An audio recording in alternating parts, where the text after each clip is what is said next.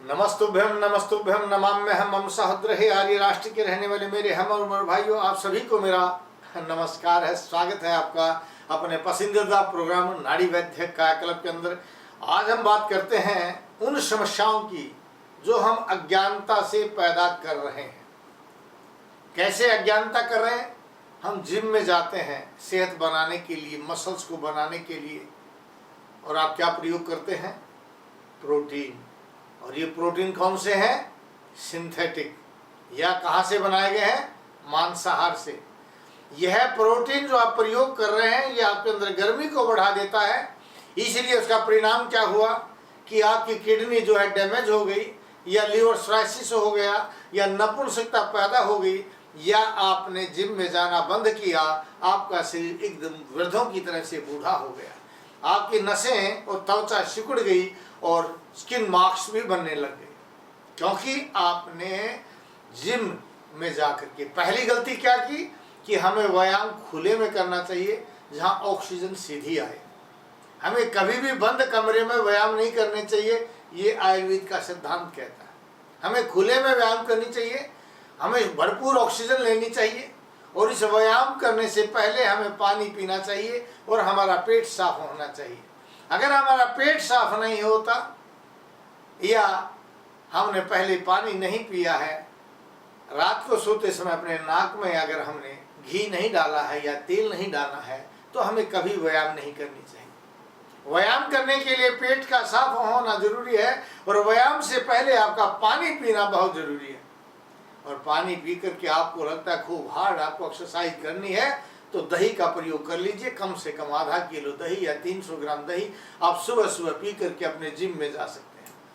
लेकिन जिम आपका खुले में होना चाहिए। जिम का मतलब ये नहीं है कि आप बंद कमरे में जाकर के मशीनों के बीच में काम करेंगे। आप खुले में जाकर के दंड बैठक लगाइए, उठक बैठक लगाइए, मयूर आसन कीजिए, मोर चाल चलिए, जितने आसन उनको कीजिए, खूब दौड़ लगाइए, दंड बैठक कीजिए, मुदगर घुमाइए, डूडू चाल चलिए, जो करना हो कीजिए।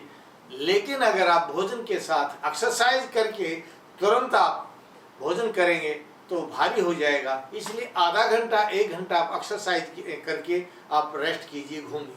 उसके बाद स्नान करके आपको अच्छे घी के साथ, जिसमें अच्छा घी दाल में डाला गया हो, या सब्जी में डाला गया हो, या चावल में डाला गया हो, या रोटी पर रख करके किया हो, या आपने हलवा बना करके उसका प्रयोग किया, उस भोजन का प्रयोग कीजिए। और दिन भर जो है आप पानी का प्रयोग कीजिए।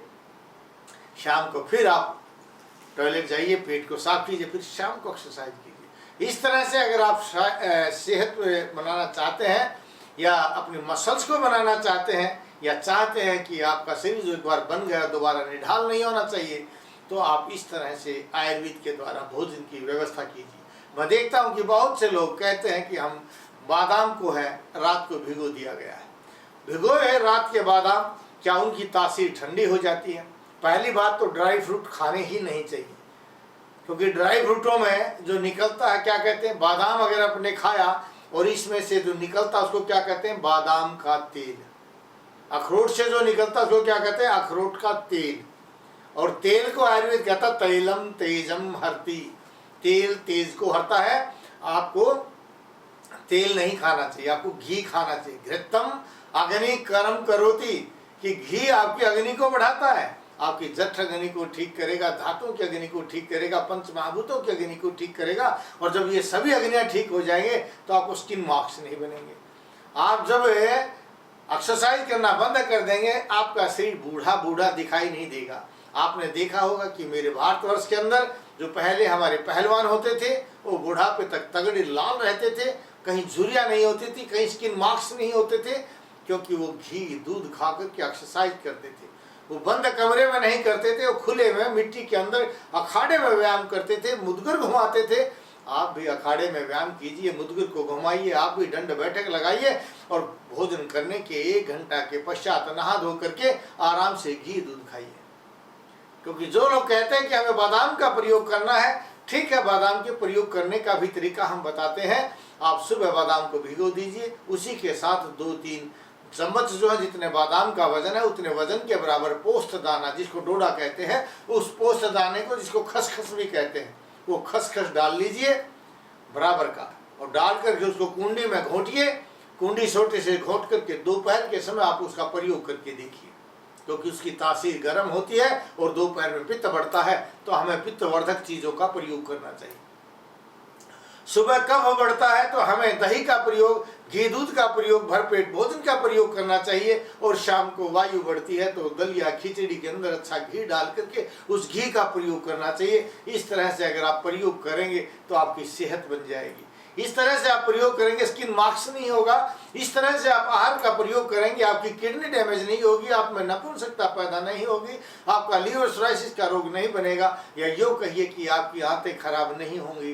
कई बार सुना होगा कि आपकी आंतें ब्लास्ट कर जाती हैं, फट जाती हैं और अचानक ब्लीडिंग शुरू हो जाती है। आजकल तो आप देख रहे हैं कि जिम में गए थे, जाते जाते व्यायाम किया, गिर गया, दौड़ लगा रहे, चलते चलते गिर गए, मर गए।